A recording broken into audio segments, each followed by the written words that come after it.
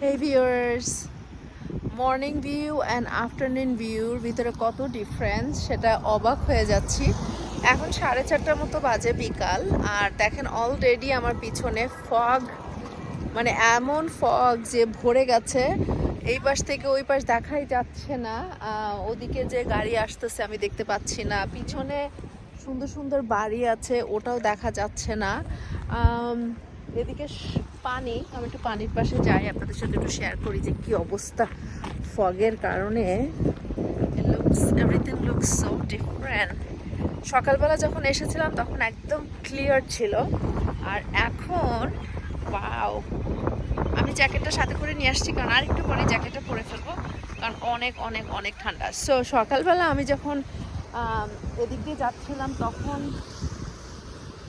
পুরা blue water ছিল, all the way ওই পার্টটা দেখা যাচ্ছিল।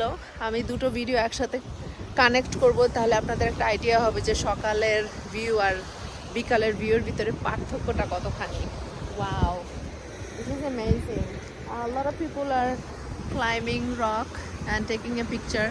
আমার বাচ্চারা নাসিম ওরা গাড়িতে বসে আছে, তো ওরা গাড়িতে বসে থাকার কারণে আমি নিজেই একটু কুইক ভিডিও করতেছি। কিন্তু আমার কাছে খুব ভালো লাগতেছে যে ফগের কারণে পিছনের বিউটিটা একটু অন্যরকম লাগতেছে, সৌন্দর্যটা different, looks is different, it is looking gorgeous and there are so many rocks over there.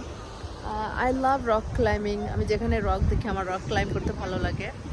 I would like to go, কিন্তু বাচ্চারা সবাই গাড়িতে বসে আছে, নাসিম বাচ্চারা গাড়িতে বসে আছে, ওরা নামতেছে না। কারণ যেহেতু সকালবেলা আমরা এখানে এসেছিলাম আর সকালের ভিউটা একদম ক্লিয়ার ছিল, তো এখন এর ভিউটা ডিফারেন্ট লাগতেছে। আমার কাছে দুটো ভিউ ভালো লাগতেছে, সকালেও ভালো লেগেছিল, এখনও ভালো লাগতেছে।